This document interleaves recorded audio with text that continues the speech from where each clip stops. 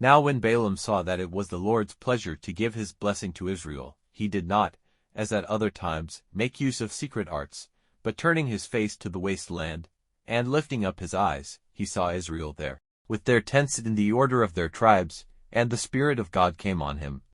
And moved by the Spirit, he said, These are the words of Balaam, son of Beor, the words of the man whose eyes are open, he says, whose ears are open to the words of God, who has seen the vision of the ruler of all, falling down, but having his eyes open. How fair are your tents, O Jacob, your houses, O Israel! They are stretched out like valleys, like gardens by the riverside, like flowering trees planted by the Lord, like cedar trees by the waters. Peoples will be in fear before his strength, his arm will be on great nations, his king will be higher than Agag, and his kingdom made great in honor. It is God who has taken him out of Egypt, his horns are like those of the mountain ox. The nations warring against him will be his food, their bones will be broken, they will be wounded with his arrows. He took his sleep stretched out like a lion, and like a she-lion, by whom will his rest be broken? May a blessing be on everyone who gives you blessing, and a curse on everyone by whom you are cursed. Then Balak was full of wrath against Balaam, and angrily waving his hands he said to Balaam, I sent for you so that those who are against me might be cursed, but now, see, 3 times you have given them a blessing. Go back quickly to the place you came from. It was my purpose to give you a place of honor, but now the Lord has kept you back from honor.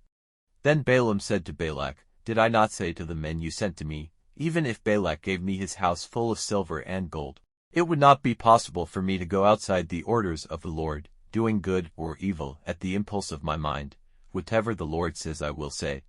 So now I will go back to my people, but first let me make clear to you what this people will do to your people in days to come.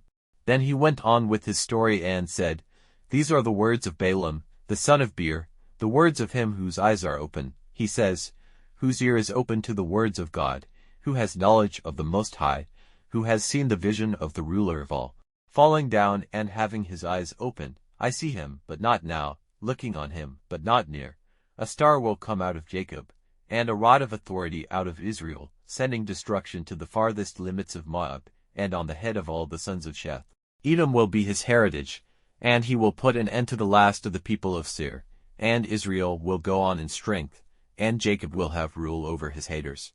Then, turning his eyes to Amalek, he went on with his story and said, Amalek was the first of the nations, but his part will be destruction forever.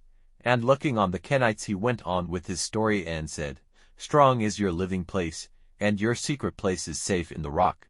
But still the Kenites will be wasted, till Asher takes you away prisoner. Then he went on with his story and said, But who may keep his life when God does this? But ships will come from the direction of Kittim, troubling Asher and troubling Eber, and like the others their fate will be destruction. Then Balaam got up and went back to his place, and Balak went away.